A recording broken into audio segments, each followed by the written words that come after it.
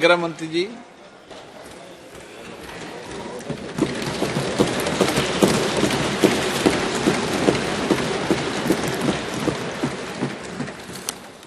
माननीय अध्यक्ष जी, मेरे लिए बहुत सम्मान और गौरव की बात है कि आज मैं इस महान सदन के सामने 3 कानून लेकर उपस्थित हुआ हूं।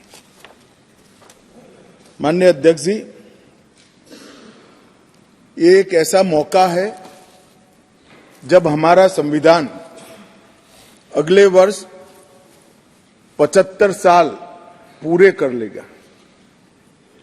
एक ऐसा मौका है जब अभी आपकी अध्यक्षता में ही इस संसद ने इस देश की मातृशक्ति को 33% आरक्षण सदनों में देकर कानून बनाने में इनकी हिस्सेदारी तय की है।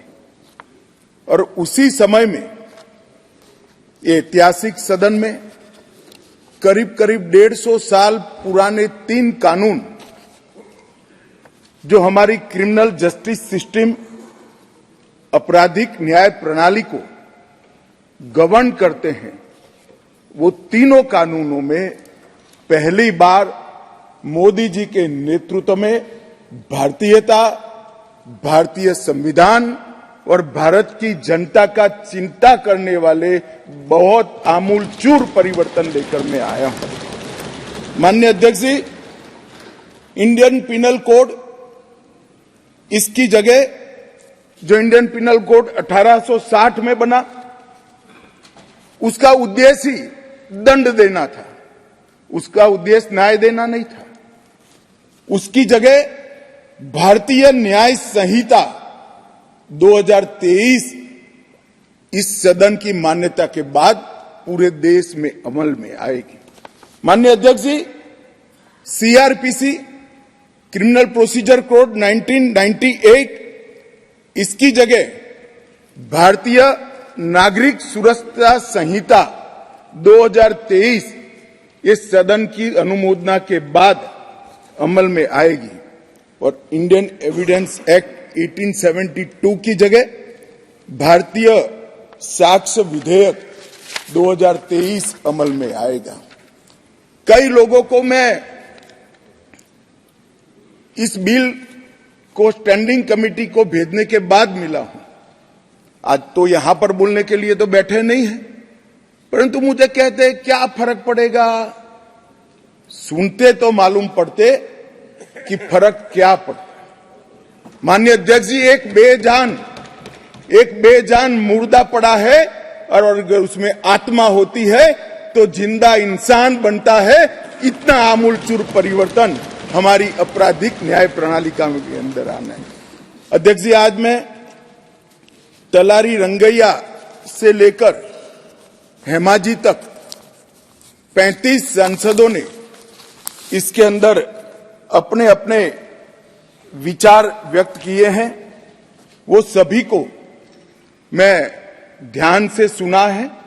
ढेर सारी चीजें ज्यादातर किसी के सुझाव बदलाव के लिए नहीं है, कुछ सुझाव बदलाव के लिए भी है, मगर कुछ चीजें जो उठाई गई हैं उसको मैं मानता हूं कि मेरी स्पष्टता के बाद इनकी चिंता से वो मुक्त हो जाएंगे। और कुछ लोग, ओवैसी साहब हो या कोई 1-2 और है, जिनकी चिंता ही ऐसी है जो समाप्त नहीं की जानी चाहिए, चिंता उनकी एक कानून से बड़ी है, वो बहुत उचित हुआ है। इसलिए ऐसी चिंता का मेरे पास कोई समाधान नहीं है, परंतु स्पष्टता से काफी सारी चीजें क्लियर हो जाएगी। और मैं 3 ऑफिशियल अमेंडमेंट लेकर भी आऊंगा जो मैं बाद में बताऊंगा। माननीय अध्यक्ष जी, एक तीनों कानून अंग्रेजों के जमाने से बनाए थे। जैसा मैंने कहा कि 150 साल पुराने कानून है। मोदी जी ने प्रधानमंत्री बनने के बाद गुलामी की मानसिकता और गुलामी के सारे चिन्ह इस देश में से जल्दी मिट जाए और नए आत्मविश्वास के साथ महान भारत की रचना का रास्ता प्रशस्त हो, इस पर आग्रह रखा। उन्होंने लाल किले की प्राचीर से कहा, मान्यवर, उन्होंने कहा कि कॉलोनियल कानूनों से जल्दी इस देश को मुक्ति मिलनी चाहिए, और उसी के तहत गृह मंत्रालय ने 2019 से इसमें परिवर्तन लाने के लिए गहन विचार विमर्श चालू किया था। मान्यवर, ये जो कानून थे, ये कानून एक शासक ने, विदेशी शासक ने अपने शासन को बनाए रखने के लिए बनाए हुए कानून थे। एक गुलाम प्रजा को गवर्न करने के लिए बनाए हुए कानून थे, और इसकी जगह अब ये जो कानून आ रहे हैं वो हमारी संविधान की मूल 3 चीजें, व्यक्ति की स्वतंत्रता, मानव के अधिकार और सबके साथ समान व्यवहार, ये 3 सिद्धांतों के आधार पर बनाए जा रहे कानून है। ये इसका मूल परिवर्तन है जो कुछ लोग पहचान नहीं पाए। मान्यवर, हमारे यहां न्याय की बहुत पुरानी अवधारणा है। हमारे यहां न्याय की अवधारणा अनेक प्रकार के दर्शन के अंदर समाहित, व्यास, अत्रि, याज्ञवल्क्य, बृहस्पति, पराशर, चाणक्य, वत्सायन, देवानंद ठाकुर, जयंत भट्ट, गणेश उपाध्याय, केशव मिश्र, रघुनाथ शिरोमणि, ये सभी विद्वानों ने अनेक प्रकार की संहिता में दंड और न्याय पर अपने विचार रखे हैं जो मूल भारतीय विचार है। मान्यवर, ये तीनों कानूनों को अभी जो है, ये तीनों कानूनों को अगर ध्यान से देखते हैं तो इसके अंदर न्याय की कल्पना ही नहीं है। दंड देने की बात को ही न्याय माना जाए। हमारे यहां, हमारे शास्त्रों में दंड की कल्पना न्याय से उपजी। पाश्चात्य विचारों के जो अंग्रेज शासन में लाए गए कानून थे, उसमें न्याय का उद्भव दंड में से होता है। हमारे यहां दंड इसलिए दिया जाता है कि जो विक्टिम है, जिसका अहित हुआ है, जिसके अधिकारों की रक्षा नहीं हुई, उसको न्याय मिल पाए, इसलिए किसी को दंड देते हैं। और दंड देने का उद्देश्य क्या है? विक्टिम को न्याय देना, और वो दंड के माध्यम से और कोई इस तरह की गलती न करे, इस तरह का समाज के अंदर एक एग्जाम्पल प्रस्तापित करने के लिए ये दंड का प्रोविजन है। ये नए जो 3 कानून लेकर मैं आया हूं, वो मूल भारतीय न्याय के संहिता के आत्मा को प्रगटीकरण देने वाले कानून है। और सच अर्थ में आजादी के इतने सालों के बाद, मान्यवर, पहली बार ये तीनों आपराधिक कानूनों का, अपराध की सिस्टम को चलाने वाले कानूनों का, क्रिमिनल जस्टिस सिस्टम को चलाने वाले कानूनों का पहली बार मानवीयकरण होगा। मान्यवर, ये कानूनों को ध्यान से पढ़ेंगे तो ये कानून के अंदर आज तक, जब तक ये सदन रिपील नहीं करेगा तब तक यूनाइटेड किंगडम की संसद ने बनाया हुआ कानून आज हमारे कानून में विद्यमान है। प्रांतीय अधिवेशन, वो भी अंग्रेजों के जब हम गुलाम थे तब का शब्द है। क्राउन के प्रतिनिधि का सम्मान, London Gazette, jury, Lahore court, United Kingdom of Great Britain and Ireland, Commonwealth, her majesty सरकार, लंदन गजेट के जिक्र, ब्रिटिश क्राउन का दबदबा, इंग्लैंड के न्यायालय और हर मेजेस्टी रोमिनियन और बैरिस्टर शब्द प्रयोग का जिक्र आजादी के बाद भी 75 साल तक होता गया। मोदी जी के इस इनिशिएटिव ने हमारे तीनों कानून को एक गुलामी की मानसिकता और उसके चिन्हों से मुक्त करा है। मान्यवर, ये कानून जो बनाए थे, ढेर सारे लोगों ने कहा, कुछ सांसद मुझे पर्सनली भी मिले, वो समझ ही नहीं पाते थे कि फर्क क्या कर रहे हैं। मैंने कहा कि ये सब आपको समझना है तो सबसे पहले चैप्टर को समझिए, चैप्टर की अनुक्रमणिका देखेंगे तो ही मालूम पड़ जाएगा कि कानून इस देश के नागरिकों के लिए नहीं बने थे, कानून अंग्रेजों की राज की सुरक्षा के लिए। मान्यवर, अभी जो कानून हम रिपील करने जा रहे हैं वो कानून में मानववध और किसी महिला के साथ अत्याचार, उसके पहले सरकारी खजाने को लूटने की सजा, रेलवे की पटरी उखाड़ने की सजा और ब्रिटिश ताज के अपमान की सजा को रखा गया था। मानववध तो बेचारा 302 नंबर पर बैठा बैठा अपनी राह देख रहा था। सुरक्षा प्रायोरिटी क्या थी? मानववध नहीं थी। किसी महिला के साथ हुआ दुर्व्यवहार, अत्याचार को न्याय दिलाना नहीं था। प्रायोरिटी खजाने की रक्षा था, रेलवे की रक्षा था और ब्रिटिश ताज की सलामती रखना प्रायोरिटी थी। अब ये पूरा का पूरा बदलकर सबसे पहले महिलाओं और बच्चों के विरुद्ध को अपराध को प्रायोरिटी दी गई है। मानव शरीर पर प्रभाव डालने वाले विषयों को प्रायोरिटी दी है। उसके बाद में देश की सीमाओं की सुरक्षा को प्रायोरिटी दी है।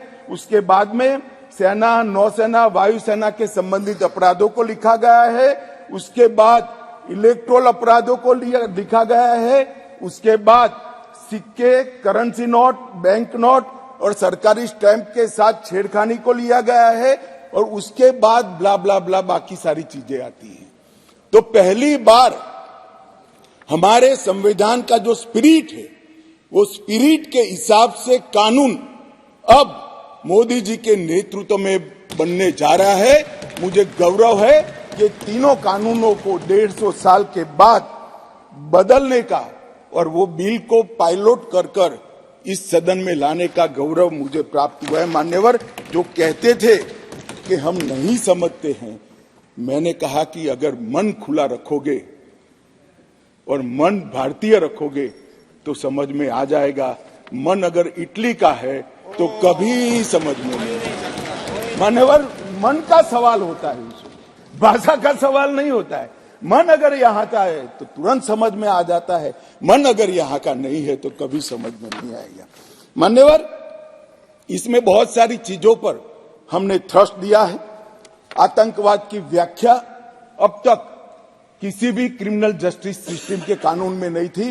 पहली बार मोदी सरकार आतंकवाद को अब व्याख्यायित करने जा रही है, जिससे इसका कोई लूपहोल्स उठाकर आगे फायदा न ले पाए।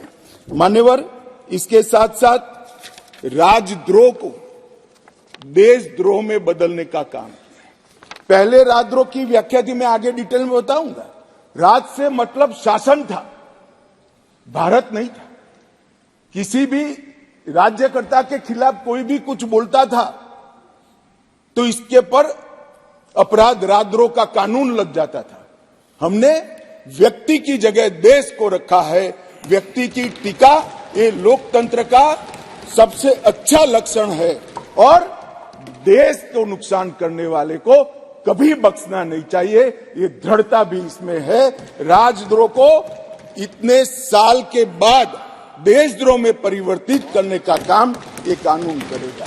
मान्यवर, कानून में आज इस सदन के सभी सभासदों को गारंटी देना चाहता हूं कि आने वाले 100 साल के टेक्निकल इनोवेशन जितने भी होंगे, इसकी कल्पना कर हमारी न्यायिक पद्धति को इससे सुसज्ज करने के लिए सारे प्रोविजन इसी कानून के अंदर कर दिए गए हैं और सारी टेक्नोलॉजी का उपयोग कर जल्दी न्याय बने, इसके लिए भी हम आगे बढ़ रहे हैं।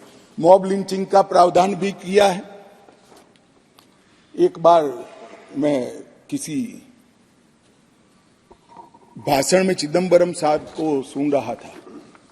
उन्होंने कहा कि गृह मंत्री की परीक्षा है कि नया कानून लेकर आएंगे तो मॉब लिंचिंग का क्या करेंगे। चिदम्बरम साहब, ना आप हमारी पार्टी को समझे हो, ना हमारे सिद्धांतों को समझे हो। हमारी पार्टी की केवल एक और एक आइडियोलॉजी है, भारत का उत्कर्ष।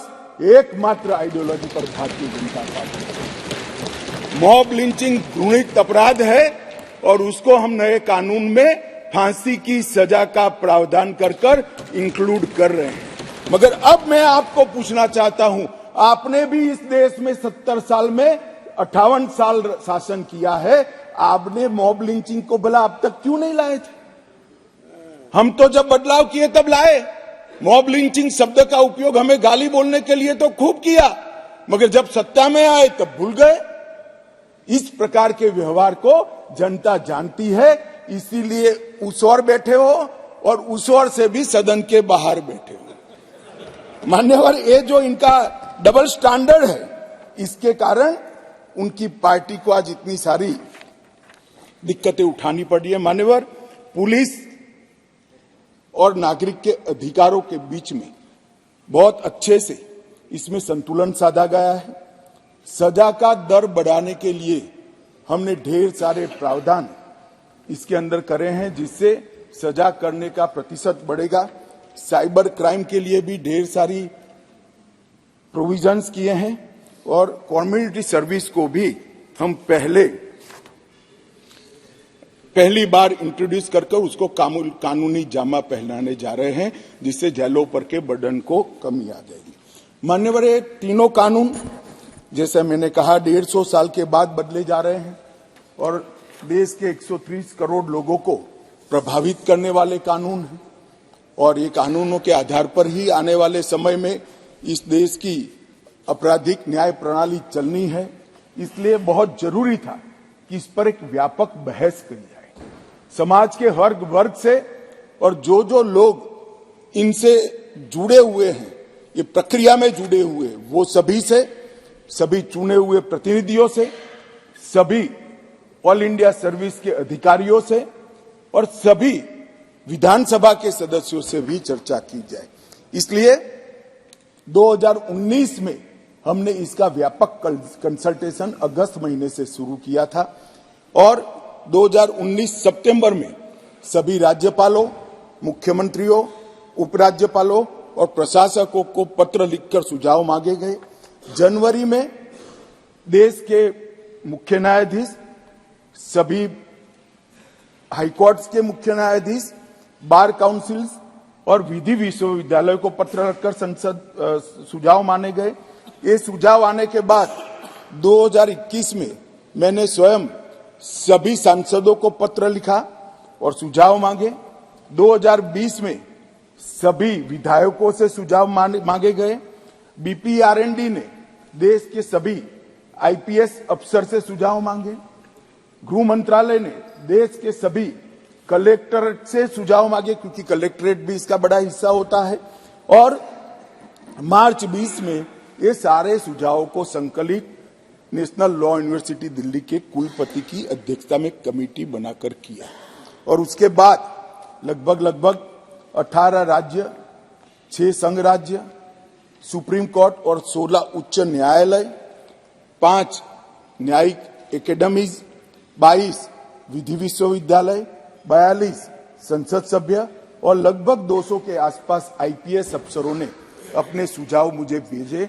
कुल 3200 सुझाव एकत्रित हुए, जिसको फुल स्टॉप कॉमा में पढ़कर इसको रखना या नहीं रखना, इसका विवेक के आधार पर निर्णय लिया गया है। और पूरे तीनों कानूनों को मैंने स्वयं लाइन बाय लाइन नहीं, फुल स्टॉप कॉमा में पढ़ा है। 58 सिटिंग मेरे 158 सिटिंग मेरे खुद के हुए हैं सुझावों को आमेज करने के लिए और कानूनों को पढ़ने के लिए। और ये सब कर हम ये कानून लेकर आए थे।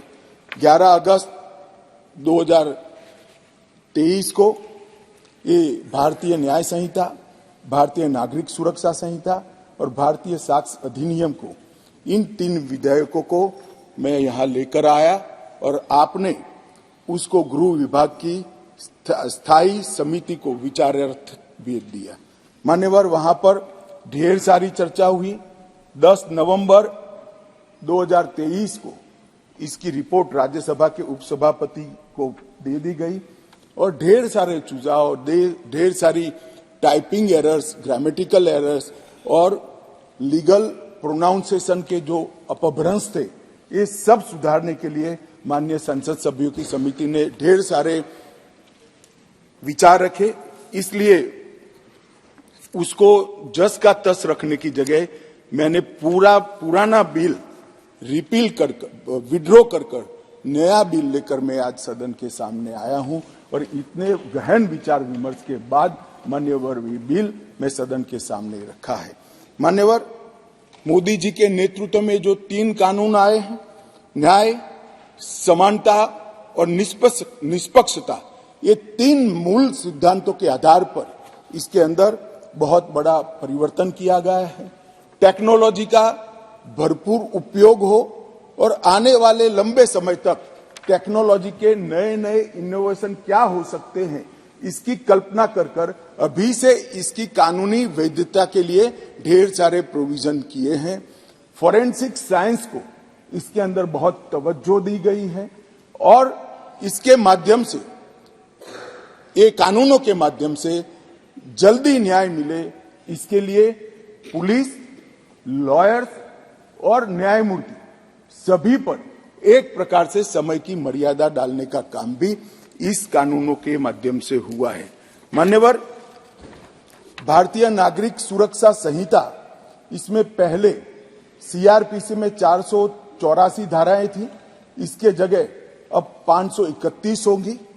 177 धाराओं में बदलाव किया गया है, 9 नए जोड़े गए हैं, 39 नए सबसेक्शन जोड़े गए हैं, 44 नए प्रोविजन और स्पष्टीकरण जोड़े गए हैं, 35 सेक्शन में टाइमलाइन जोड़ी गई है और 14 धाराओं को निरस्त कर हटा दिया गया है।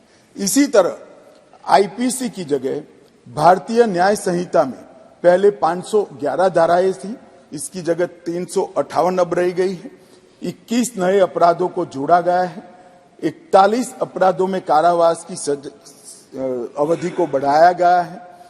82 अपराधों में जुर्माना बढ़ाया गया है। 25 अपराधों में अनिवार्य न्यूनतम सजा शुरू की गई है।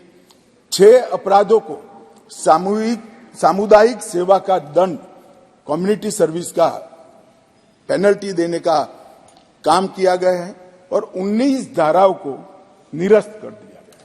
और भारतीय साक्ष्य अधिनियम, एविडेंस एक्ट को 167 धाराएं थी, इसकी जगह 170 धाराएं बनी हैं। 24 धाराओं में बदलाव किया गया है। 2 नई धाराएं, 6 उप धाराएं जोड़ी गई हैं और 6 धाराओं को हटाने का काम भी करा गया है।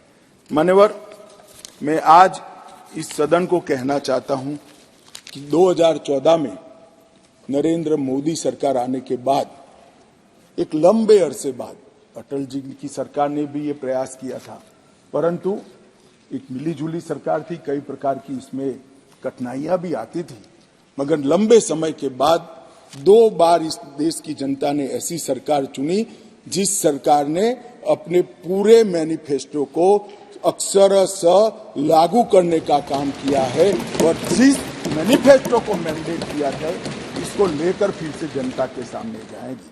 हमने कहा था हम धारा 370 और 35 से हटा देंगे, हट गई। हमने वादा किया था आतंकवाद, उग्रवाद और के खिलाफ जीरो टॉलरेंस की नीति सरकार बनाएगी और सुरक्षा कर्मियों को फ्री हैंड देंगे, हमने दिया।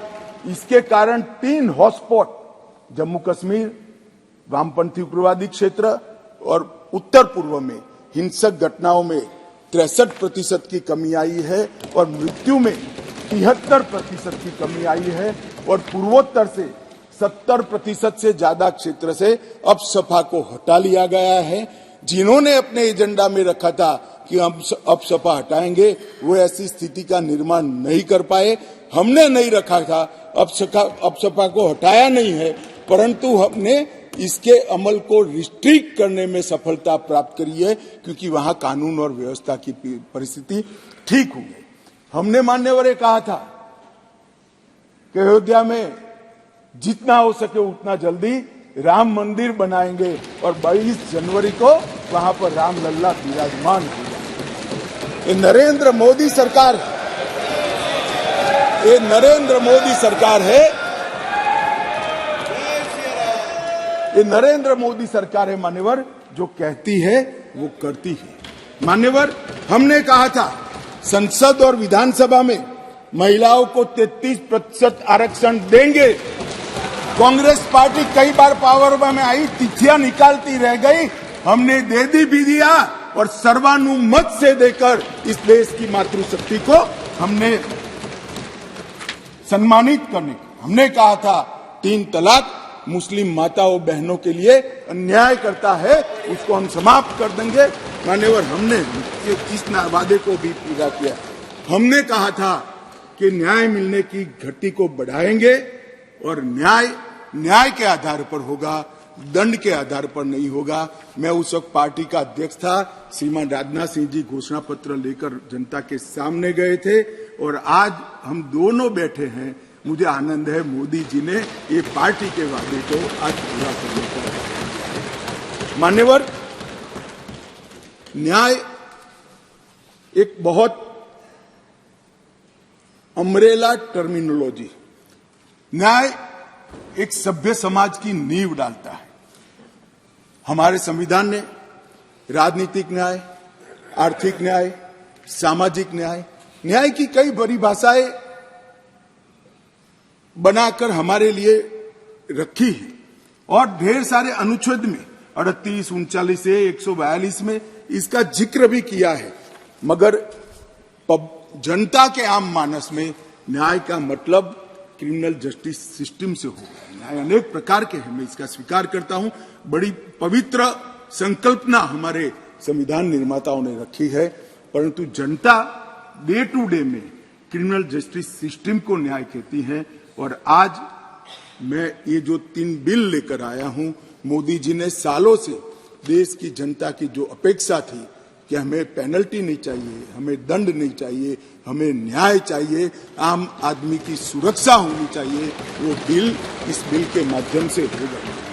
राज्य का सबसे पहला कर्तव्य मान्यवर न्याय होता है और लोकतंत्र के 3 स्तंभ न्यायपालिका, कार्यपालिका और विधायिका, ये तीनों एक न्याय का मजबूत प्रशासन देने के लिए हमारे संविधान निर्माताओं ने 3 के बीच में काम की बंटवारा किया है। और आज पहली बार तीनों मिलकर दंड केंद्रित नहीं परंतु न्याय केंद्रित क्रिमिनल जस्टिस सिस्टम लेंगे।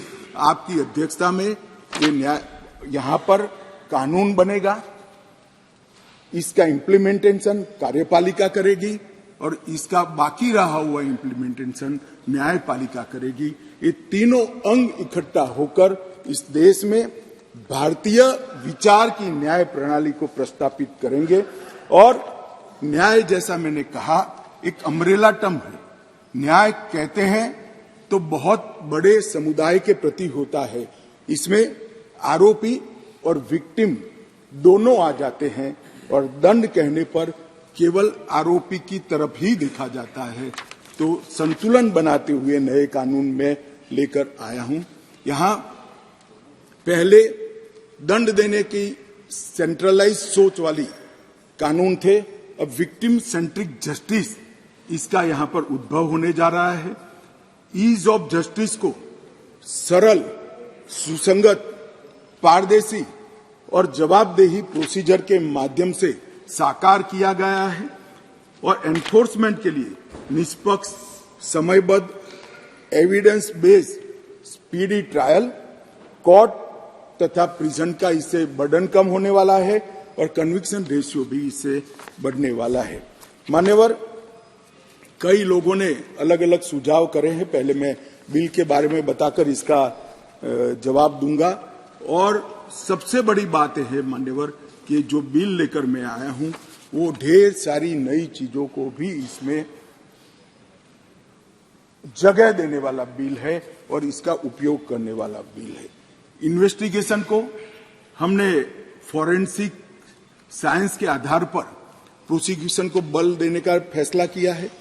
बलात्कार की पीड़िता का ऑडियो वीडियो रिकॉर्डिंग के माध्यम से रिकॉर्ड लेना कंपलसरी किया है।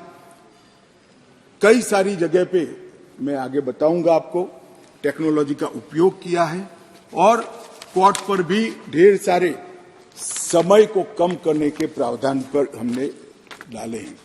मान्यवर, आज के बाद इस देश में अभी 3 प्रकार की न्याय प्रणाली है। कहीं मेट्रो जज होते हैं, कहीं नहीं होते, कहीं फर्स्ट क्लास मजिस्ट्रेट होते हैं, कहीं नहीं होते हैं।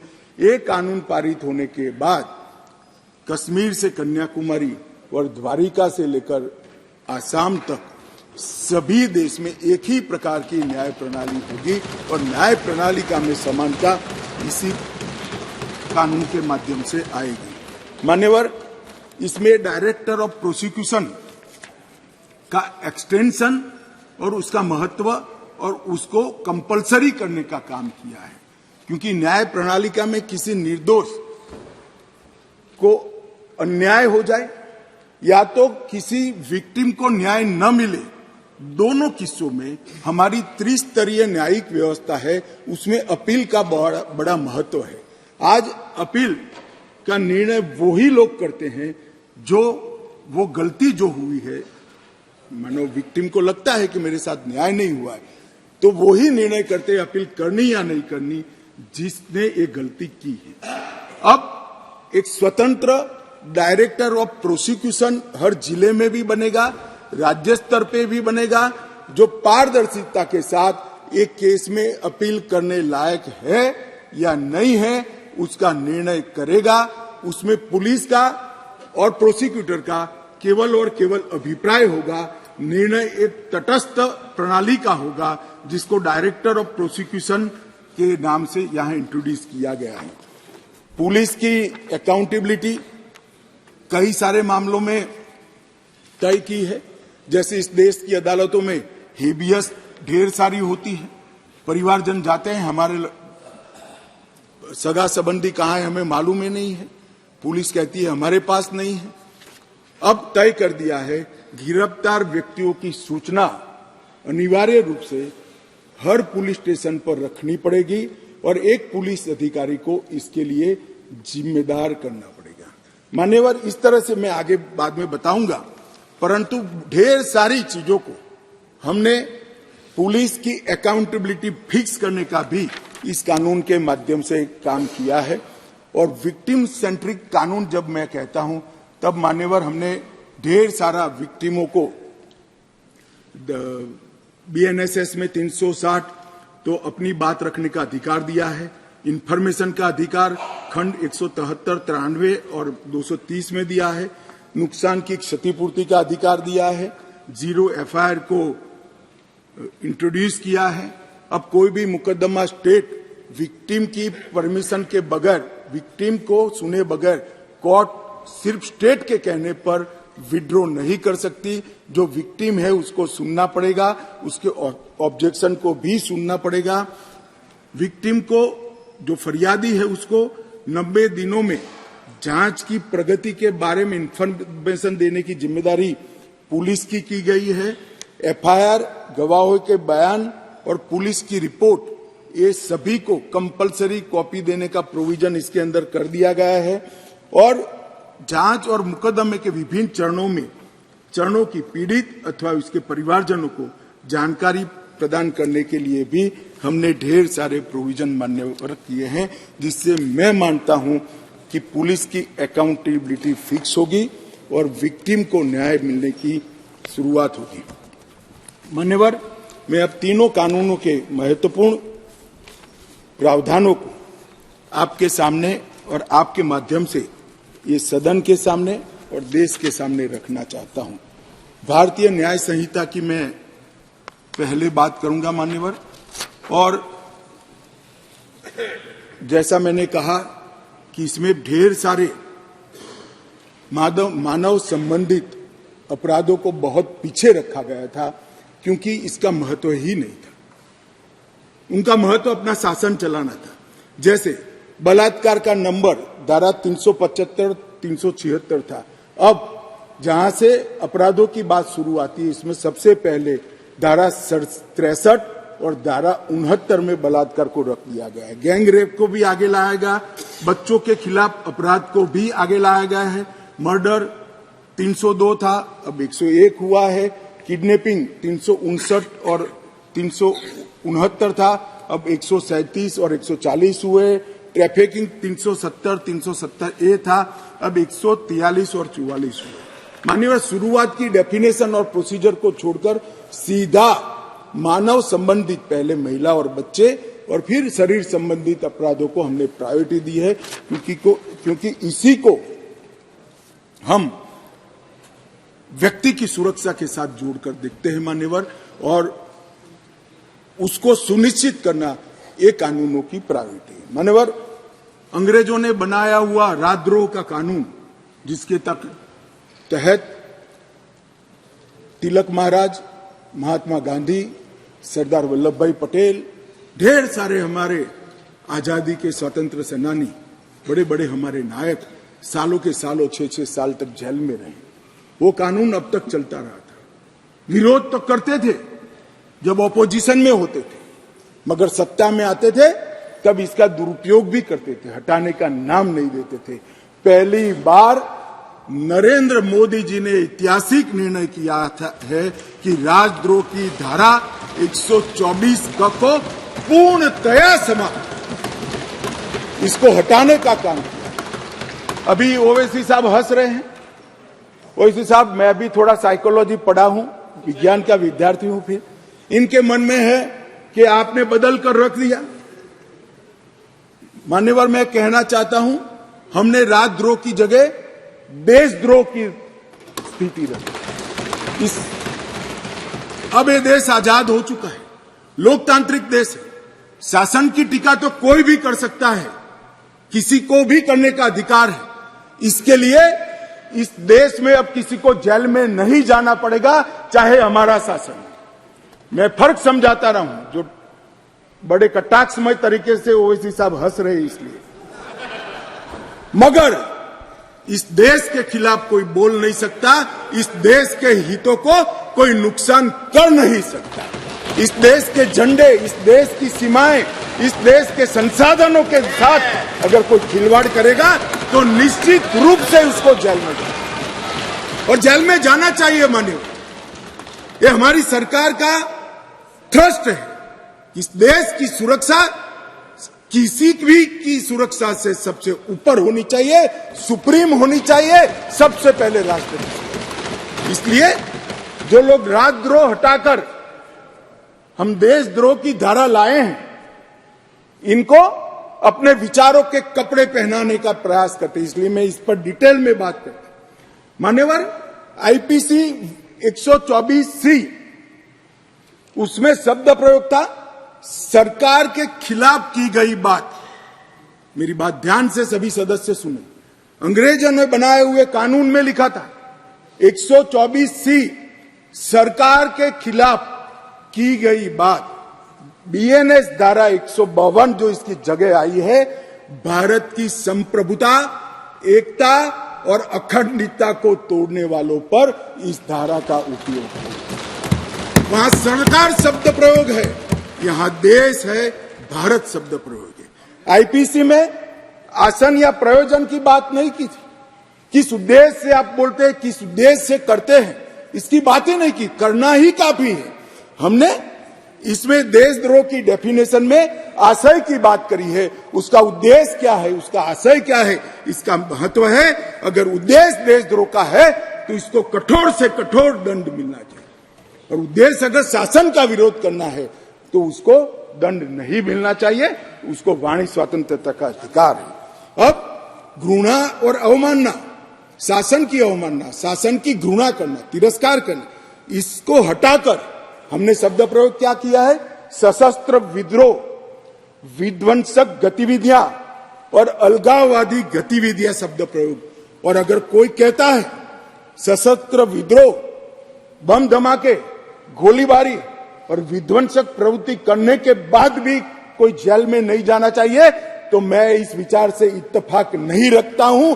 ये जेल में जाने ही चाहिए, सजा होनी ही चाहिए। इस देश में किसी को यह अधिकार नहीं मिलता।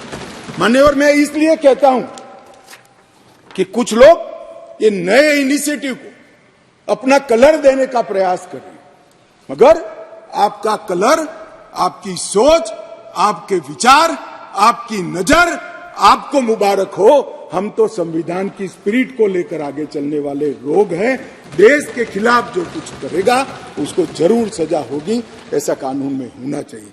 मान्यवर, आज मैं इतना ही कहना चाहता हूं कि हजारों स्वतंत्र सेनानी जो राजद्रोह की कलम के तहत अपने जीवन के सुवर्ण काल जेल में काटे, देश को आजादी दिलाने के लिए, अंग्रेजों को देश में निकालने के लिए, आज नरेंद्र मोदी सरकार के इनिशिएटिव से इनके आत्मा को एक प्रकार से जरूर संतुष्टि मिलेगी कि आजाद भारत में आज ये अन्यायी प्रोविजन को मान्यवर, हमने महिलाओं और बच्चों की सुरक्षा के लिए भी ढेर सारे प्रोविजन किए हैं। मान्यवर, भारतीय न्याय संहिता में एक नया चैप्टर महिलाओं और बच्चे के प्रति अपराध का हमने ऐड किया है। इस विधेयक में 18 वर्ष से कम उम्र की महिला के बलात्कार से संबंधित प्रोविजन में हम बदलाव कर रहे हैं। मौजूदा बलात्कार का प्रोविजन रीनंबरिंग तो हुआ है तथा नाबालिग महिलाओं के सामूहिक बलात्कार को पॉक्सो के साथ सुसंगत बना देता है, क्योंकि कुछ प्रोविजन ऐसे थे जो पॉक्सो में ज्यादा हार्ड थे, जिनको फेवर करनी थी वहां पुलिस स्टेशन में पॉक्सो अप्लाई नहीं किया जा सकता है। अब पॉक्सो अप्लाई करे न करे, बलात्कार करने मात्र से पॉक्सो की सभी धाराएं ये न्याय संहिता के माध्यम से लागू हो जाएगी और उनको आयु का अधिकार आधारित वर्गीकरण ठीक नहीं था। क्रमशः 18, 16 और 12 वर्ष की उम्र के नाबालिगों के बलात्कार के लिए हमने अलग अलग सजा का निर्धारण किया है। 18 वर्ष से कम आयु की बच्चियों के मामले में आज जीवन कारावास और मृत्यु दंड का प्रावधान हमने किया है। मान्यवर, उनको फांसी की सजा। गैंग रेप के मामलों में 20 साल की सजा या जिंदा रहने तक की सजा का प्रावधान किया है और 18 वर्ष से कम उम्र की स्त्री के साथ बलात्कार में फिर से फांसी की सजा को हमने यहां पर रखा है। मान्यवर, बलात्कार की परिभाषा के तहत भी एक एनोमली थी। सहमति से बलात्कार में 15 वर्ष की जो आयु डाली थी उसको बढ़ाकर हमने 18 साल किया है। तो 18 साल से कम आयु की बालिका के साथ कोई भी कुछ करेगा तो माइनर रेप के दायरे में घुस जाएगा। मान्यवर, इसके बाद जेंडर न्यूट्रल कानून बना है। कई जगह पे कई सारी चीजें छूट गई थी। लड़के और लड़कियों के व्यापार जो एक घृणित अपराध है, इसमें सिर्फ लड़कियों का जिक्र था, वहां लड़कों को भी डाल दिया गया है और आईपीसी की धारा 366A में भी नाबालिग लड़की के साथ बच्चे का भी जिक्र कर इसको जेंडर न्यूट्रल बनाने का हमने प्रयास किया है। मान्यवर, आतंकवादी कृत्य को इतने सालों के बाद 1 लाख से ज्यादा लोग आतंकवाद की बलि पर चढ़ने के बाद 75 साल के बाद पहली बार आपराधिक न्याय कानूनों में जगह देने का काम नरेंद्र मोदी सरकार को। हमारा वादा था मान्यवर इस देश की जनता को कि हम आतंकवाद के खिलाफ जीरो टॉलरेंस की नीति रखेंगे और आतंकवाद की व्याख्या ही नहीं थी। कुछ सांसदों ने, मैं बाद में जवाब देता हूं, कहा है कि यूएपीए में है, मगर जहां उनके प्रभाव वाली सरकारें थी वहां यूएपीए को लगाते नहीं थे। आतंकवादी कृत्य कर सादे गुना की सजा में निकल जाते थे। अब हमने ये मूल कानून के अंदर ही आतंकवाद का जिक्र कर ऐसे लोगों को जेल के बाहर आने का रास्ता लगभग असंभव कर दिया। मुझे मालूम है कुछ लोगों को बड़ी तकलीफ हुई, बताया भी है, मैंने भाषण पढ़े, मुझे तो आश्चर्य हो रहा है। इस देश के कानून में आतंकवाद को रोकने की धारा है और इस सम्मानीय सदन का कोई व्यक्ति उसको मानव अधिकार के नाम से विरोध करे। आतंकवाद ही मानव अधिकार का सबसे बड़ा हनन करता है। जो आतंकवाद फैलाता है, आतंकवादी कृत्य करता है, जिसका जो विक्टिम होता है, इसके मानव का अधिकार का हनन आतंकवादी कृत्य करने वाला व्यक्ति करता है और उसको कठोर से कठोर सजा मिलती है। और मैं तो आश्चर्यचकित, मैं यहां बैठा होता तो टोकता भी, रोकता भी, प्रयास भी करता कि इसको सदन के रिकॉर्ड का हिस्सा न बनने दिया। आप एक्सपोज हो रहे हो, मगर मैं था नहीं, मैंने पढ़ा। इसका बचाव करते हैं। किस जमाने में जी रहे? अंग्रेजों का शासन नहीं है, कांग्रेस का शासन नहीं है, ये भारतीय जनता पार्टी और नरेंद्र मोदी का शासन। यहां पर आतंकवाद को बचाने की कोई दलीलें काम में नहीं ली जाएगी, परंतु इसके दुरुपयोग न हो इसके लिए इसकी व्याख्या भी हमने बड़ी स्पष्ट की है मान्यवर। इसकी व्याख्या की है, क्या की है? जो कोई भारत की एकता, अखंडता, संप्रभुता, सुरक्षा और आर्थिक सुरक्षा की प्रभुता को खतरे में डालता है और किसी भी वर्ग में आतंक फैलाने का प्रयास करता है आइदर और साइड से, उसको आतंकवादी घटना कहा जाएगा। उसका विवरण दिया है। डायनामाइट, विस्फोटक पदार्थ, जहरीले गैस, न्यूक्लियर का उपयोग, ऐसी घटनाओं में जब कोई भी मृत्यु होती है तो ये घटना करने वाला आतंकवादी कृत्य में लिप्त माना जाएगा। अब इसमें कहां दुरुपयोग की गुंजाइश है? मगर मन में एक भय पड़ा है मान्यवर, वो भय से ये विरोध जन्म लेता है और मैं तो मानता हूं ये भय तो रहना ही चाहिए, रहना ही चाहिए, रहना ही। जो आतंकवादी कृत्य करते हैं उनके प्रति कोई दया भाव नहीं होना चाहिए। कठोर से कठोर इनके लिए कानून का प्रावधान होना चाहिए और ये नरेंद्र मोदी सरकार का उचित ही निर्णय है कि आतंकवाद के लिए ये कानून में हमने जगह दी है। उसके बाद भारत सरकार, किसी राज्य सरकार, विदेश की सरकार, अंतरराष्ट्रीय सरकारी संगठन के सुरक्षा को बाधित करने वाले कृत्य भी आतंकवादी माने जाएंगे। मान्यवर, मैं नहीं मानता इसमें कहीं पर भी कोई गुंजाइश बची है कि इसका दुरुपयोग हो। और मैं सदन को आश्वस्त करना चाहता हूं, कानून तो लिखी हुई चीज है, इसका अमल करते वक्त अगर कोई इसका दुरुपयोग करता है, जहां तक हमारी सरकार का सवाल है साहब, हम उसको रोकेंगे भी और उसको नश्यत भी करेंगे, सजा भी देंगे। और सबसे ऊपर कोर्ट है। अगर किसके ग्रीवेंसेस है तो ये आतंकवाद को रोकने का प्रोविजन भी कोर्ट के ऊपर तो नहीं है। धारा लगते ही कोर्ट इसकी मीमांसा करेगी, मगर इसके डर से आतंकवाद को ही न रोका जाए, मैं इस बात से सहमत नहीं हो सकता मान्यवर। मैं सदन से अपील करना चाहता हूं कि इस धारा को जो मोदी सरकार लेकर आई है, आपका समर्थन चाहिए, आशीर्वाद चाहिए और जीरो टॉलरेंस का एक संदेश इस सदन से जाना चाहिए। मान्यवर, संगठित अपराध की भी पहली बार व्याख्या की गई है। कई राज्य और राज्यतर गैंगे संगठित अपराध करती हैं, इसके लिए कोई विशेष कानून नहीं था। इसके अंदर हमने साइबर अपराध को, आर्थिक अपराध को, भूमि हत्याना को, हथियारों की व्यापार को, डकैती को और मानव लोगों की तस्करी करने, व्यक्तियों की मानव तस्करी में, ये सभी को इसके अंदर रखा है। आर्थिक अपराध की भी हमने व्याख्या की है। करेंसी नोट, बैंक नोट, सरकारी स्टैंप का कुटकरण, हवाला व्यवहार और बड़े पैमाने पर वित्तीय कपट और आर्थिक व्यवस्था को तोड़ने के सभी प्रयास, इसको भी आर्थिक अपराध की व्याख्या की तरह पहली बार लाने का काम नरेंद्र मोदी जी कर रहे हैं और इससे मुझे लगता है कि न्यायपालिका का काम काफी सरल हो जाएगा। मान्यवर,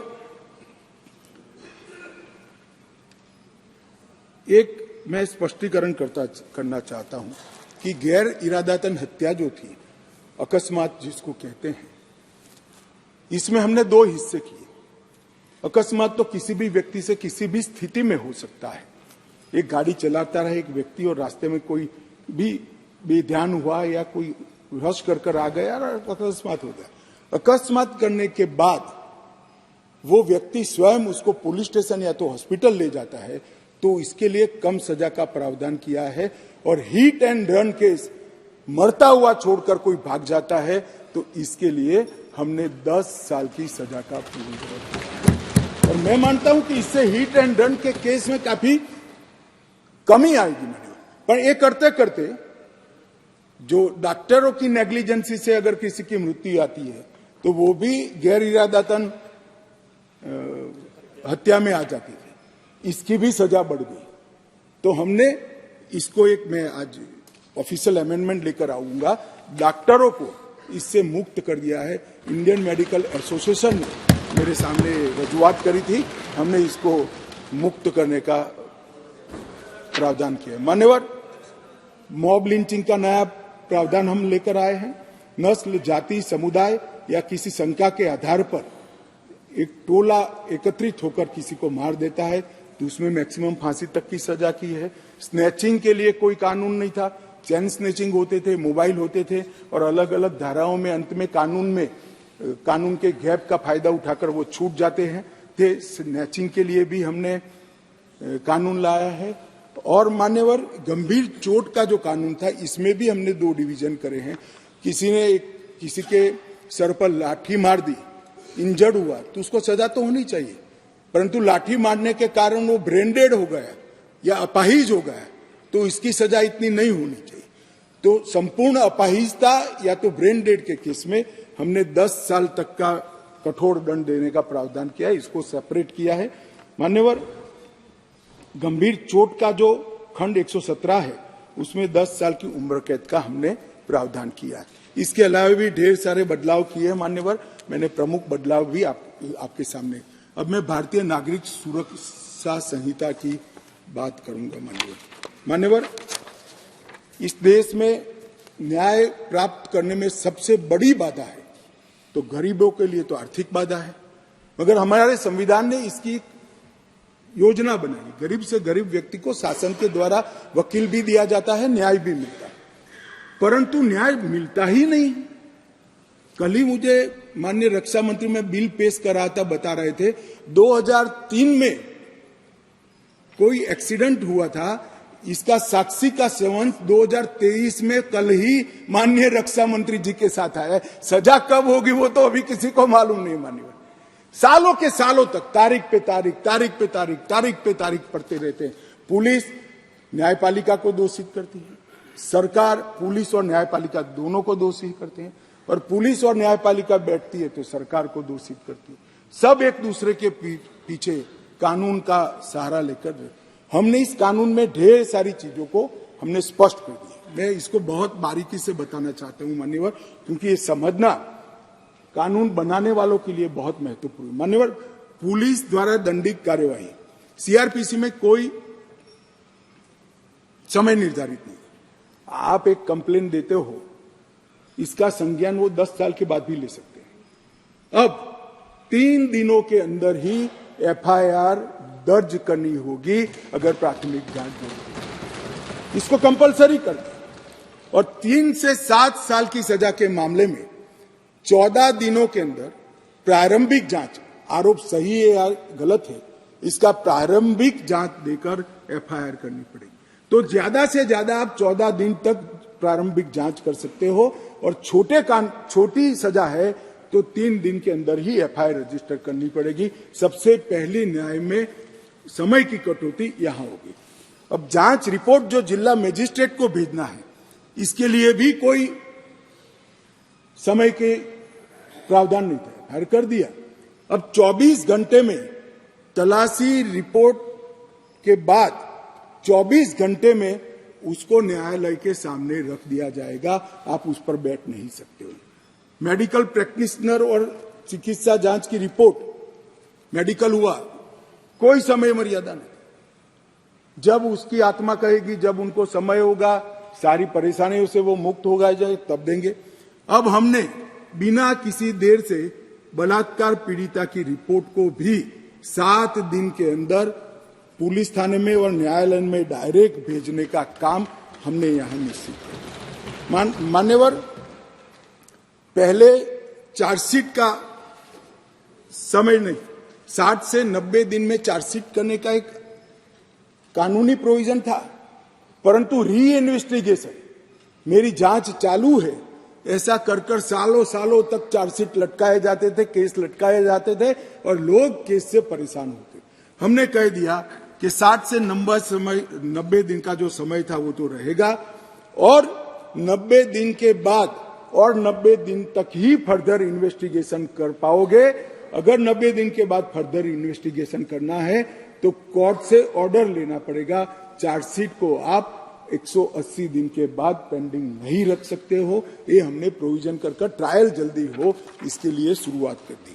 मान्यवर, इसके बाद मैजिस्ट्रेट के समय कब कार्यवाही शुरू होगी, मैजिस्ट्रेट के समय समक्ष, इसकी भी समय मर्यादा थी। अब मैजिस्ट्रेट साहब के साथ हमने बाध्य कर दिया है कि 14 दिनों के अंदर इसका संज्ञान आपको लेना ही पड़ेगा और कार्यवाही चालू, इसको लटका नहीं सकते। तो जो हमारे यहां बहुत सारी फरियाद आती है, सच्चा झूठा भगवान जाने, 12 बजे तक कोर्ट चलती है, 12 बजे के बाद कुछ नहीं चलता है। अब अगर 14 दिनों में संज्ञान लेना है तो कोर्ट को इसको समाप्त कर ही जाना पड़ेगा। और आरोपी द्वारा आरोप मुक्त होने का जो निवेदन है वो भी 60 दिन के अंदर ही करना पड़ेगा। पहले क्या करते थे, एक केस में 25 आरोपी, तो एक के बाद एक 25 लोग लिंगरिंग रूप से एक्विटल का अपील करते ही जाते थे और 10 साल तक मुकदमा चलता नहीं था। अब जिसको भी करना है 60 दिन के अंदर करना है और 60 दिन में न्यायाधीश ने इस पर सुनवाई करनी है। तो ये ज्यादा से ज्यादा 120 दिन में केस ट्रायल पर आएगा। प्ली बार्गेनिंग के लिए भी समय नहीं था, अब तय कर दिया है। आरोप तय करने के 30 दिन के अंदर ही आप आपके गुनाह को स्वीकार कर लोगे तो सजा कम होगी। प्री बार्गेनिंग 30 दिन के अंदर समाप्त करना पड़ेगा। ट्रायल की प्रक्रिया में कागज रखने का भी कोई प्रोविजन नहीं था। अब हमने दस्तावेजों की प्रक्रिया कंपलसरी 30 ही दिन में पूरा करने का प्रोविजन कर दिया है, उसमें आप देरी नहीं कर सकते। मान्यवर, ट्रायल इन एब्सेंसिया का भी प्रोविजन किया है। कुछ लोग इस पर आपत्ति ले सकते हैं, मगर मैं आज कहना चाहता हूं, इस देश में ढेर सारे मुकदमे, देश को हिला देने वाले मुकदमे, चाहे बम्बई बम ब्लास्ट हो या कोई, और वो लोग पाकिस्तान में या कहीं और देशों में शरण लेकर बैठे हैं, ट्रायल नहीं चलती है। मान्यवर, अब इनके यहां आने की जरूरत नहीं है। 90 दिन के अगर वो कोर्ट के सामने नहीं आते हैं तो उनकी अनुपस्थिति में ट्रायल होगी। एक सरकारी वकील उनकी पैरवी करेगा, फांसी भी होगी, जन्मटिप भी, और जिससे वहां से वापस लाने की प्रक्रिया बहुत जल्दी कर पाएंगे, क्योंकि वो सजा प्राप्त व्यक्ति किसी दूसरे देश में तो स्टेटस बहुत बदलता है। जमानत के लिए भी हमने कर दिया है कि लंबे समय तक किसी को जेल में नहीं रख सकते। पहली बार अपराध करने को 1/3 सजा का जो प्रोविजन है, 1/3 अगर अंडर ट्रायल कर लिया तो इसको मुक्ति दे सकते हो, और बाकी सभी मामलों में 1/2 किया है जो गंभीर प्रकार के हत्या, डकैती, ऐसे मामले हैं। जजमेंट सालों सालों तक, महीनों तक नहीं आता था। अब हो गया है कि मुकदमे की समाप्ति के बाद जज साहब को 45 दिन के अंदर ही जजमेंट देना पड़ेगा, वो इससे ज्यादा लेट नहीं कर। मान्यवर, जजमेंट और सजा के बीच में भी बहुत बड़ा समय था, उसका भी समय निर्धारित कर दिया है, और सजा निर्णय देने के 7 दिन के अंदर ही सुना देनी पड़ेगी, उसको आप लिंगरिंग नहीं कर सकते। मान्यवर, फिर दया याचिका के मामले आते थे। सालों तक दया याचिका करते ही नहीं, और दया याचिका कोई एनजीओ करता था, कोई दूर दूर के लोग करते थे। जिसका कोई दया तो वही मांग सकता है जिसको दंड मिला है, दया मांगने का अधिकार और किसी को नहीं। मान्यवर, उच्चतम न्यायालय की अपील खारिज करने के 30 दिन के अंदर ही दया की अर्जी करनी पड़ेगी, बाद में आपको इसका अधिकार नहीं रहेगा। राज्यपाल, सरकार, सबके लिए यस और नो कहने का समय का प्रावधान भी इसमें हमने मान्यवर तय कर दिया। महिलाओं की सुरक्षा के लिए भी इसमें ढेर सारे प्रावधान किए। मान्यवर,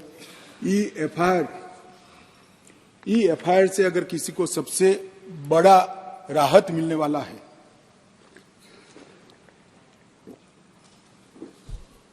तो महिलाओं को मिल रहा है।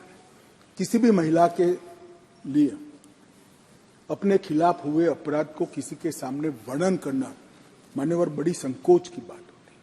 आज EFIR से हर कोई कर सकता है, मगर कोई भी महिला थाने पर FIR करा सकती है, उसका संज्ञान भी लिया जाएगा और 2 दिन के अंदर ही घर पर आकर इसका जवाब लेने की व्यवस्था महिला पुलिस के साथ इस कानून के तहत। नए विधेयक के अंदर EFIR का जो हमने जिक्र किया है, इससे ढेर सारे फायदे होने वाले हैं। समय पर ट्रायल और स्थगन दोनों को हमने मान्यवर बहुत तवज्जो देकर इसको कठोरता के साथ कम करने का प्रावधान किया है।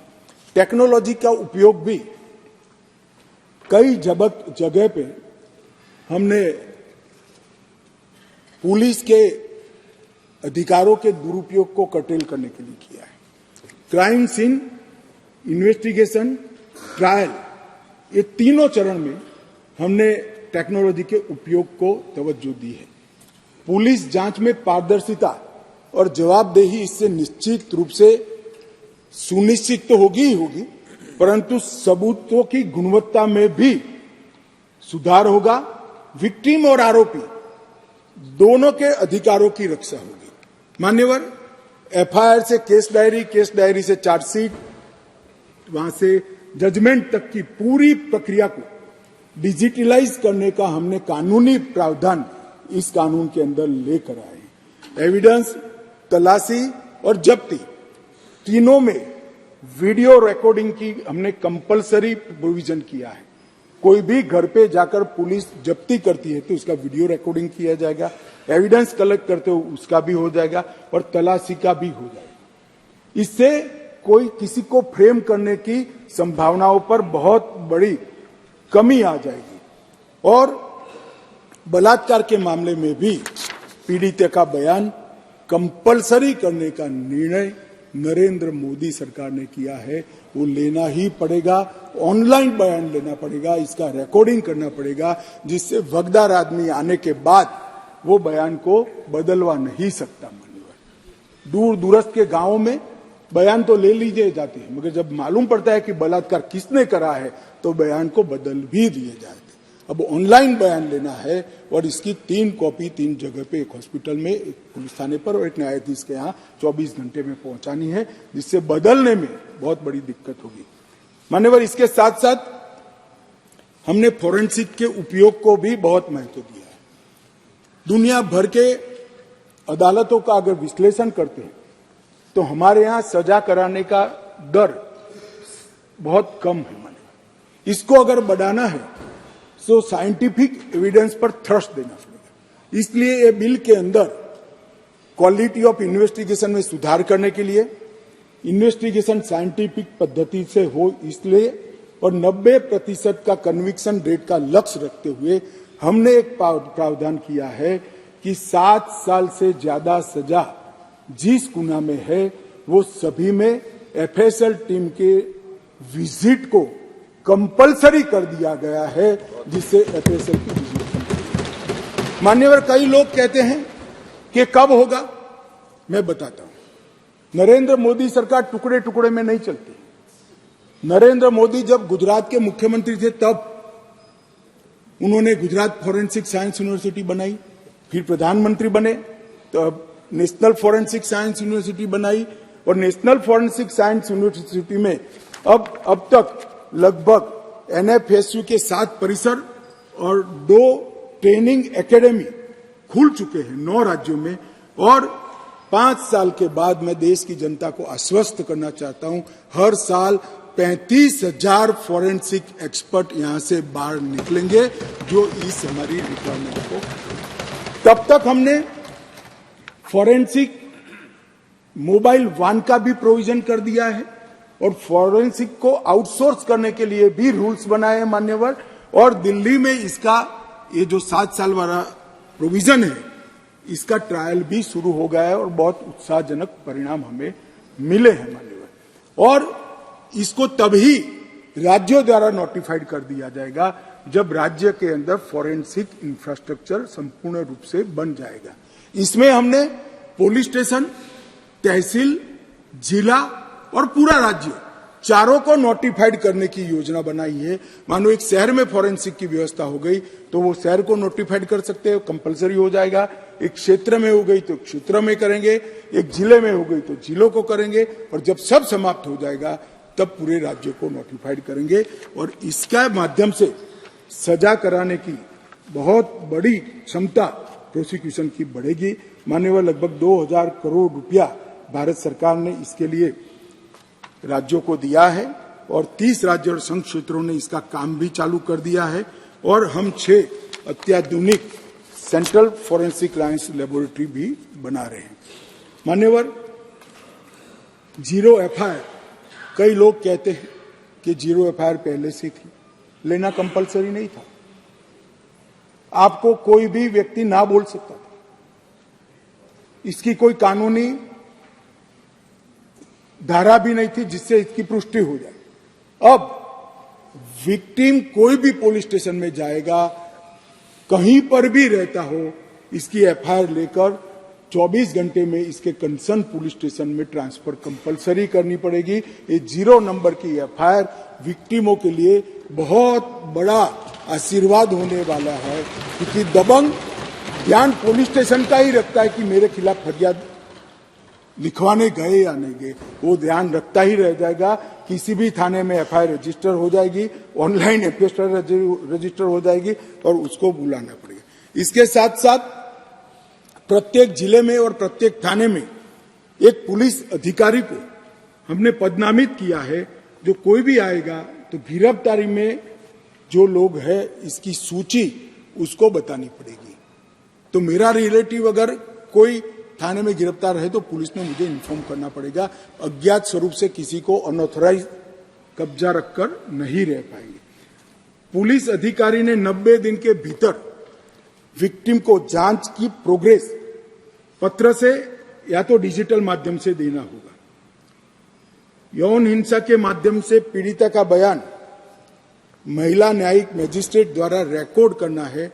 अगर वो नहीं उपलब्ध है, ज्यादा इंजर्ड हुए हैं, तो महिला पैरा मेडिकल स्टाफ की उपस्थिति में इसको दर्ज किया जाएगा। यौन उत्पीड़न के बयान को यही है जो मैंने कहा। और जहां तक हो सके बयान रिकॉर्ड करते वक्त इसके माता पिता या अभिभावक को भी उपस्थित रखने का प्रयास किया जाएगा। हमने बहुत सारे सरलता लाने के लिए भी प्रयास किया है। जैसे समरी ट्रायल में अब तेजी आ जाएगी। पहले 2 वर्ष तक थे, अब 3 वर्ष तक कर दिए हैं। कम गंभीर मामलों में अब समरी ट्रायल हो जाएगा तो ट्रायल जल्दी होगी। सिविल सर्वेंट के विरुद्ध प्रोसिक्यूशन, जो सरकारी अधिकारियों के खिलाफ गुना रजिस्टर होते थे, उसको मंजूरी की जरूरत होती थी। सालों सालों तक बाबू मंजूरी देने ही नहीं देते थे। अब अगर 120 दिन में रिजेक्शन नहीं आता है तो उसको मंजूरी मानकर सरकारी अधिकारियों के खिलाफ केस चला लिया जाए। तब इस पर कोई बैठ नहीं सकता। सिविल सर्वेंट एक्सपर्ट पुलिस अधिकारी, उसको जवाब देने के लिए ट्रांसफर होते रहते, मान्यवर प्रमोशन होते रहते हैं। जब डीजी बनते हैं तब डीएसपी के जवाब देने जाने। अब वो ही पद पर बैठा हुआ व्यक्ति फाइल के आधार पर जवाब देगा। वो व्यक्ति को आने की जरूरत नहीं है। और कोर्ट को अगर जरूरत लगेगी तो ऑनलाइन इसकी गवाही लेने का प्रावधान भी मान्य हमने कर दिया। जमानत और बॉन्ड को सुस्पष्ट नहीं किया गया था, अब हमने जमानत और बॉन्ड को सुस्पष्ट कर दिया है। घोषित अपराधियों की संपत्ति की कुर्की की भी हमने यहां पर प्रावधान कर दिया। मान्यवर, कोई अपराधी न्याय की शरण में आता ही नहीं, भाग जाएगा और सालों सालों तक केस लंबित रहेंगे। केस तो चलेंगे इसके अनुपस्थित, मगर उसकी संपत्ति की कुर्की भी की जाएगी। और प्रोक्लेम्ड ऑफेंडर घोषित करने के लिए 10 वर्ष या अधिक की सजा या आजीवन कारावास या मृत्युदंड, इसको प्रोक्लेम्ड ऑफेंडर घोषित किया जाएगा। पहले केवल 19 अपराधों में ही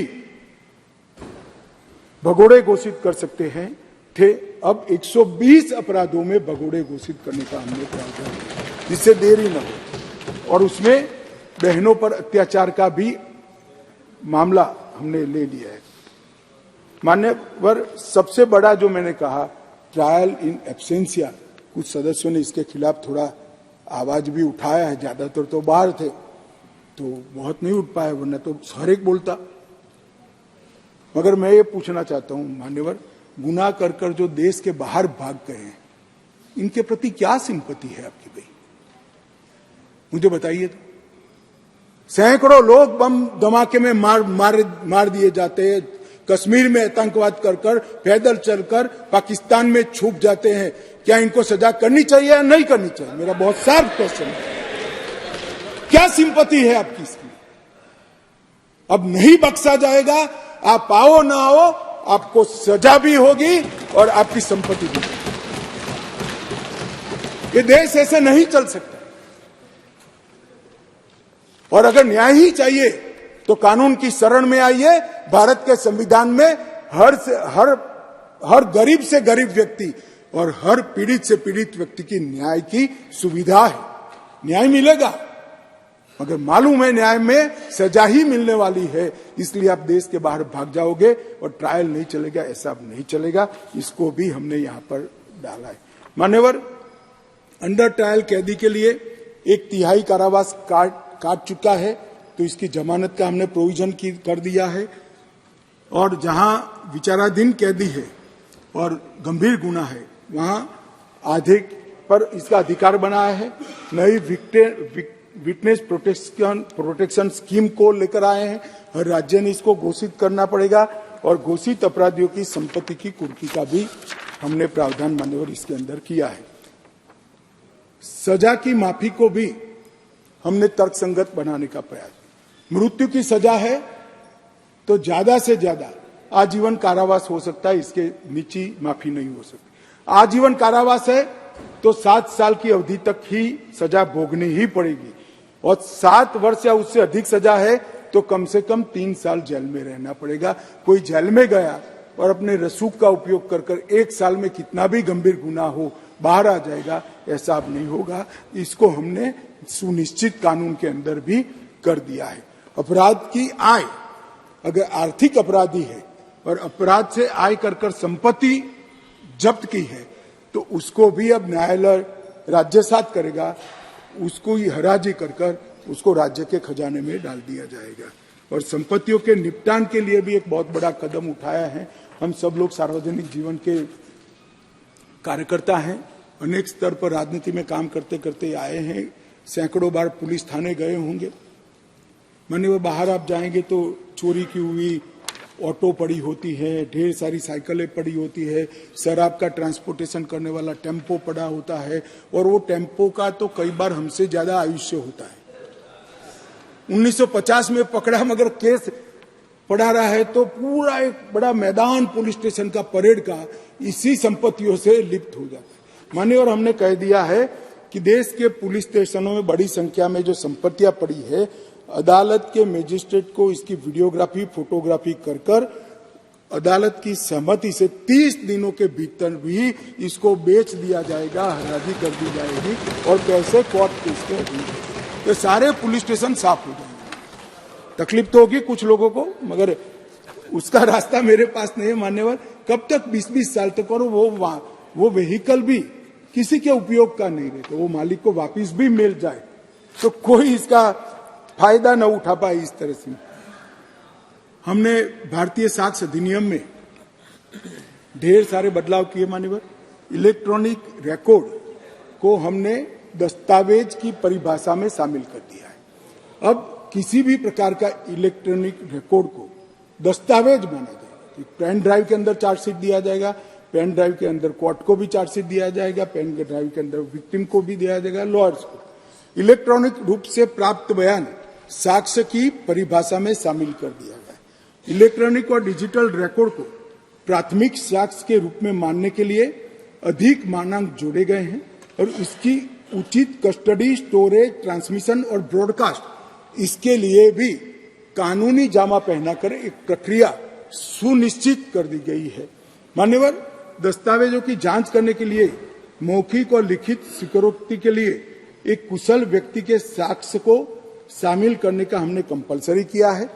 इलेक्ट्रॉनिक या डिजिटल रिकॉर्ड की कानूनी स्वीकार्यता अब पहली बार कोर्ट में कोई चैलेंज नहीं कर पाएगा और इलेक्ट्रॉनिक साक्ष्य जमा करने के लिए प्रमाण पत्रों को भी अनुसूची में जोड़ दिया गया है। माननीय, इसके लिए हमने ढेर सारी भय स्थानों के लिए भी बड़ी एक्सरसाइज की। नेशनल फॉरेंसिक साइंस यूनिवर्सिटी के साइबर क्राइम के एक्सपर्ट्स, इलेक्ट्रॉनिक मामलों के एक्सपर्ट्स, बीपीआरएनडी और गृह मंत्रालय के अधिकारियों की एक टीम ने महीनों तक काम कर कुछ अनुभवी न्यायाधीशों से भी परामर्श कर इस पूरी प्रक्रिया को चिन्हित कर दिया गया। माननीय, मैं इतना सुनिश्चित कह सकता हूं कि जब इसका संपूर्ण अमल देश के हर थाने में हो जाएगा, मान्यवर, हमारी न्यायिक प्रक्रिया दुनिया में सबसे आधुनिक में आधुनिक न्यायिक प्रक्रिया भारत में। मान्यवर, इसका पूरा प्रोविजन इसके अंदर किया है। उसको भी पुलिस स्टेशन, तहसील, जिला, कमिश्नरेट और स्टेट लेवल पर नोटिफाइड कर सकेंगे। जैसे जैसे थाने क्लियर करते जाएंगे हम इसको मान्यवर आगे बढ़ाते। और हमने अब तक आईसीजीएस के माध्यम से मान्यवर ढेर सारे पुलिस स्टेशन 97% पुलिस स्टेशनों को कंप्यूटराइज करने का काम समाप्त कर दिया है। अदालतों का भी आधुनिकीकरण हो रहा है और आईसीजीएस के माध्यम से फॉरेंसिक साइंस यूनिवर्सिटी, थाना, गृह विभाग, पब्लिक प्रोसिक्यूटर की ऑफिस, जेल और कोर्ट, इस सबको एक ही सॉफ्टवेयर के तहत ऑनलाइन करने का काम भी लगभग देश में समाप्त होने के कगार पर है। और इसके माध्यम से ढेर सारी देरी से हमारे जो न्याय मांगने के लिए जाने वाले नागरिक हैं उनको राहत मिलेगी और न्याय जल्दी से मिलेगा। माननीय, इसके साथ हमने स्मार्टफोन, लैपटॉप, मैसेजेस, वेबसाइट और लोकेशनल साक्ष्य को सबूत की परिभाषा में शामिल किया है। आरोपियों, विशेषज्ञों, पीड़ितों इलेक्ट्रॉनिक माध्यम से कोर्ट के सामने उपस्थित होने की अनुमति दी है और इलेक्ट्रॉनिक या डिजिटल रिकॉर्ड को स्वीकार्यता को इसकी एनफोर्समेंट करने के लिए भी पूरी प्रक्रिया को हमने कानून के अंदर जगह दे दी है। और इसके माध्यम से एफएसएल यूनिवर्सिटी उचित समय पर इसमें जो नई तकनीक आती जाएगी इसको भी समाहित करने का सुझाव समय समय पर देती जाएगी, इसको हम समाहित करेंगे। मान्यवर, चर्चा में कुछ सदस्यों ने अलग अलग प्रकार के सवाल उठाए।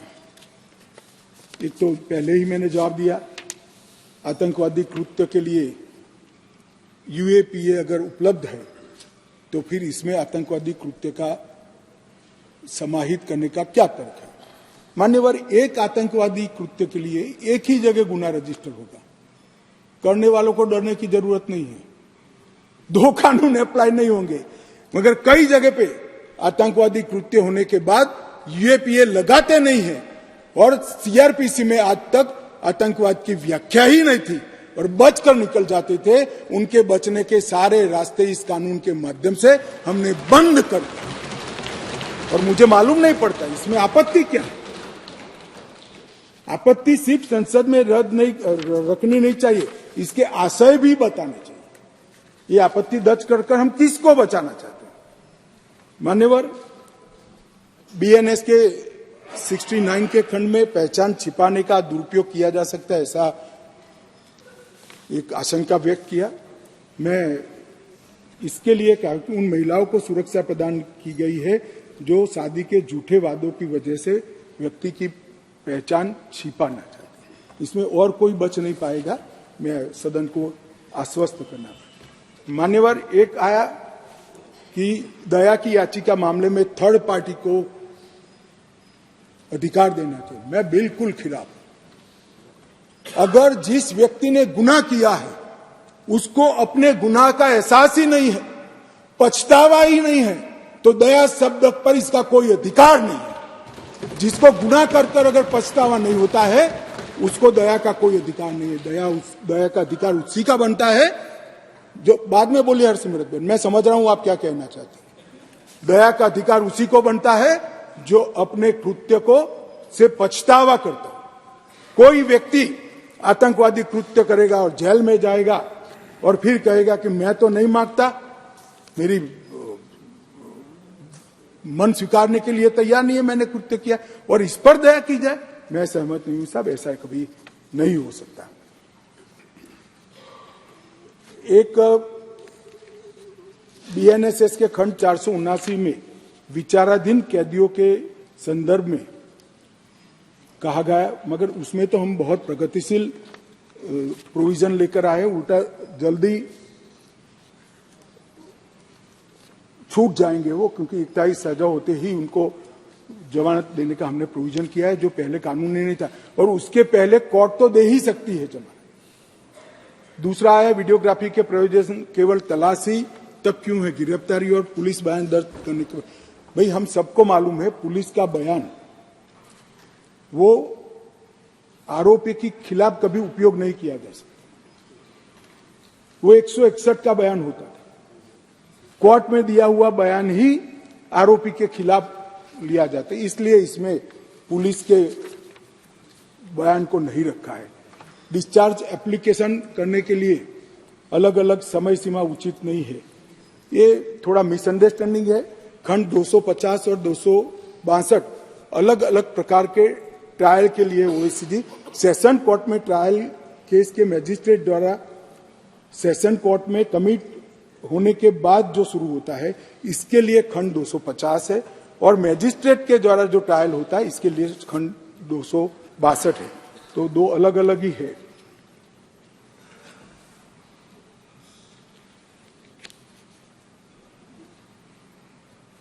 एक माननीय सदस्य ओवैसी जी ने कहा था क्लॉज 187 में हिरासत की अवधि को पूरे डिटेंशन पीरियड तक बढ़ाया गया है, जो यूएपीए से अधिक सख्त है। थोड़ा मिसअंडरस्टैंडिंग है। टोटल कस्टडी 15 डेज की ही होगी, मगर पहले 7 दिन पुलिस पूछताछ करती है, कोई अस्पताल में जाकर जमा हो गया तो 15 दिन समाप्त हो जाए। हमने ये प्रोविजन किया है कि 7 दिन की कस्टडी हो गई, आप अस्पताल में कर ले, कोई बात नहीं, अच्छा हो जाओ। अच्छा होने के बाद वो 8 दिन के लिए तो फिर आना ही पड़ेगा, तो टोटल कस्टडी को तो हमने 15 दिन का ही रखा है, और मीनवाइल कोर्ट जमानत भी दे सकती है, प्रोविजन को भी हमने रखा है, तो इसकी जमानत पर भी असर नहीं होगी और तो कुल दिन भी नहीं बदलेगी। डी के बासु मामले में दिए गए निर्देशों को शामिल नहीं किया है। हमने भारतीय नागरिक सुरक्षा संहिता में खंड 37 में बदलाव ही कर दिया है, और हर जिले और हर थाने में एक अधिकारी को हमने नामित किया है, जिससे कस्टडी का ब्यौरा देना पड़ेगा। किसी नियंत्रण और संतुलन के बिना पुलिस की शक्तियों को बढ़ा रहे, ऐसा नहीं है। मैंने आगे बताया है कि कई जगह पे पुलिस की शक्तियों को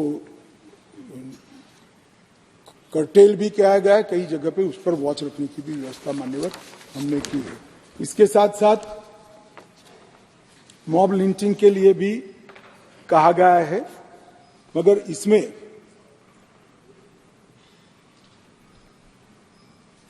सब प्रकार के गुनाह को 5 से ज्यादा लोग इकट्ठा होकर अगर किसी की हत्या या उसको घायल करने का काम करते हैं, उसको हर प्रकार के गुनाह को इसके अंदर शामिल किया जाए।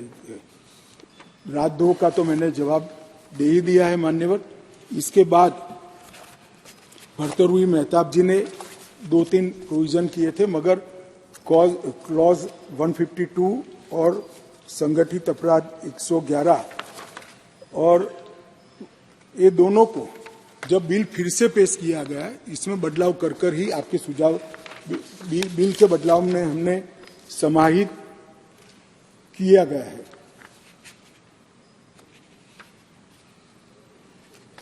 और दूसरा उन्होंने कहा फॉल्स और मिसलीडिंग शब्दों का सवाल है उसमें।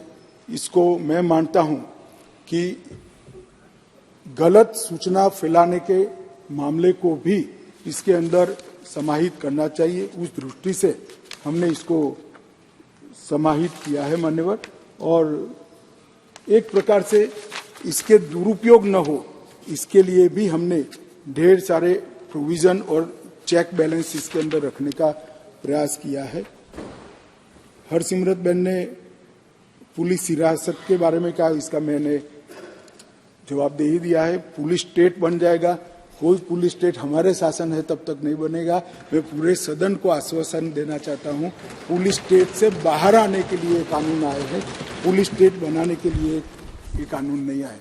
मान्यवर, 2-3 मैं ऑफिशियल अमेंडमेंट भी ला रहा हूं, तो ये तीनों कानून में द्वितीय शब्द इसलिए दिया गया है कि एक ही प्रकार के नाम के 2 बिल 1 साल के अंदर पेश नहीं हो सकते थे, तो ये टेक्निकल संसदीय प्रणालिकाओं के कारण करना पड़ा है। और दूसरा मैंने जो कहा कि डॉक्टर को गैर विवेचन हत्या में कम सजा के लिए हमने प्रोविजन किया है, ये तीनों प्रोविजन को भी मैं लेकर आया हूं। मान्यवर, मैं निश्चित रूप से मानता हूं कि भारतीय न्याय संहिता, भारतीय नागरिक सुरक्षा संहिता और भारतीय साक्ष्य अधिनियम, ये तीनों बिल कानून बनने के बाद आज से 100 साल तक, कम से कम 100 साल तक जितने भी टेक्नोलॉजी आएगी, ये टेक्नोलॉजी को इस कानून के तहत समाहित करने के कानूनी प्रावधान होंगे।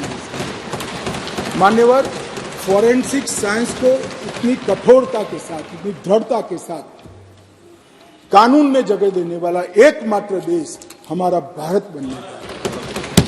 मान्यवर, जो ब्रिटिश राज की, ब्रिटिश काल की गुलामी के सारे चिन्ह समाप्त कर ये संपूर्ण भारतीय कानून अब बनने जा रहे हैं। और हमारे संविधान का जो स्पिरिट, हमारे संविधान का जो स्पिरिट है, सबके साथ न्याय, और भारतीय अवधारणा दंड और न्याय की है, इसके आधार पर, इसके बेसिस पर ये कानून बनने जा रहे हैं।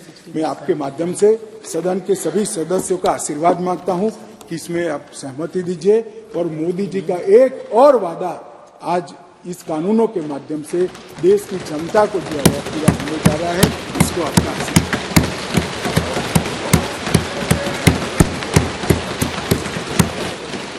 बोलिए।